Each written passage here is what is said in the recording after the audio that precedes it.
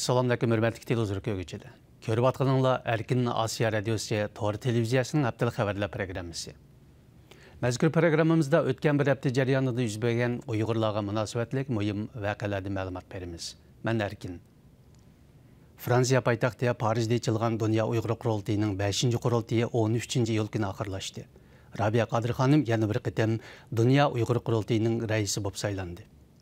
Bu qitimli qurultayda Dünya Uyg'ur qurultayi ijroiya komiteti amaldan qoldirilib, katibatlik o'rni ta'sis qilingan. Dolqin Aysa apamga bosh kotiblik tayinlangan. Bundan başqa yana muavin raislar ta'sis qilingan. Saylam jarayonida ba'zi yoshlarni Dünya Uyg'ur qurultayining rahbarlik organiga kirgan. Dünya Uyg'ur qurultayining 1 va 2 navbatli qurultayi Germaniyaning München shahrida, 3 navbatligi Amerika poytaxti Washingtonda, 4 navbatligi Yaponiya poytaxti Tokioda o'tkazilgan edi. Uyghur Abdunum Raylık dairələr bu yıl 4-cü ayda uqtırış çıxırıb atalmış ammağa qolaylıq kartının 5-ci ayının 1-ci gündən etibarən əməldən qalğanlığını cəkalığın idi. Halbuki radiomiz ziyaretini qabul qılğan yerlik Uyghur ahalilar atalmış qolaylıq kart əməldən qalğan bolsa, amma yerlik saqçılarının təkşürüşünü yanımı küçəytkənligini bildirdi. Ularning bildirishicha, agar sirtdan urug' tuqqan yoki tonish bilishlar yo'qlab kelsa, cho'qim munosabatli hukumat o'rinlariga tizimga ilish talab qilindi ekan. Ma'lumki, Xitoy hukumati Uyg'ur elida amaldan qoldirishga majbur bo'lgan atalmish ommaga qulaylik karta amaliyoti yerlik aholilarga og'ir qulaysizlik qilib kelgan bo'lib, bu vaqtdagi to'xtovsiz inkaslar radiomiz va bir qism xalqaro taratqularda xabar qilingan. Baş shtabi Gollandiyaning Gaaga shahridagi xalqaro sud 12-iyul kuni ochgan sudda Xitoyning Janubiy dengizda tarixiy xarakterlik egilik huquqining borligini isbotlaydigan qonuniy asos yo'q deb hukm chiqardi. Xitoy doiralari buningga nisbatan darhol inkas qaytargan. Xitoy Kompartiyasining organ gazeti bo'lgan Xalq gazeti 13-iyul kuni bosh maqola e'lon qilib, Jungoning davlat manfaatini qo'g'dash uchun barliq vositalarni qo'llanishga hozir ekanligini ta'kidlagan. Xitoyning Amerikada turishliq bosh elchisi Sun Tiankay, Xitoyning muavin davlat mudofaa ministri Liu Jinmin qatorliqlarni orqa-orqadan qattiq norozilik bildirgan. Ma'lumki, Xitoyning Janubiy dengizga bo'lgan egilik huquq talabi uzundan buyon mazkur dengiz bilan chegaralanadigan Filippin, Vyetnam, Malayziya, Bruney qatorliq davlatlarning noroziligini qo'zg'ab kelmoqda. Ömercan Hasan Bozkır Uyghur diyarida cho'nqir ta'sirga ega yozuvchilarning biri.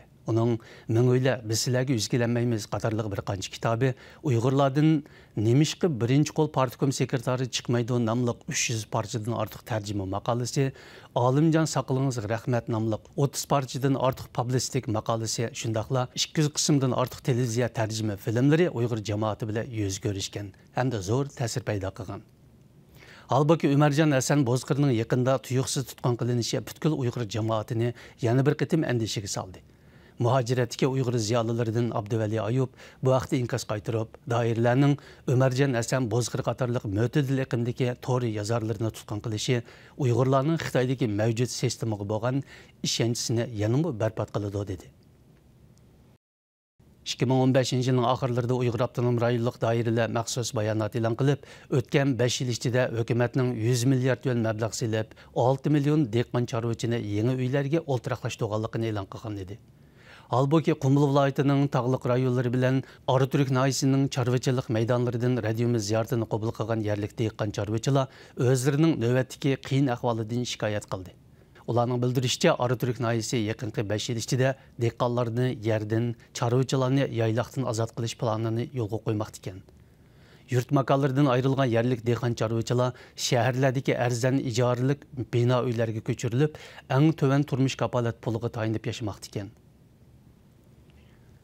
Uyghur Abdunum rayonlik doiralar bu yilning oldingi yarmida yezilardagi emgak kuchlaridan 1.500.000 odam qitim yo'tkab ishga o'rinlashtirish planini ishga oshirganligini bildirgan edi.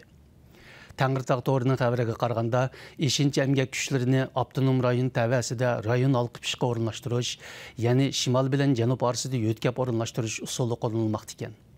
Xabarda deyilishicha, yezi 5-chi emgak kuchlarini Uyg'ur Abdunum rayonidan Xitoy shahar o'lkalariga yo'tkashga alohida ahamiyat berilgan bo'lib, bu yilning o'zida Xitoy o'lkalariga avatilgan emgak kuchlarining jami 18.300 odam qitimga yetganligi ma'lum. Muhtaram televizor ko'ruvchilar, yuqorida Erkin Asiya Radiosu Tor televiziyasining haftalik xabarlar programmasini ko'rdinglar. Kelar hafta ko'rishguncha omon bo'linglar. Xayr xo'sh.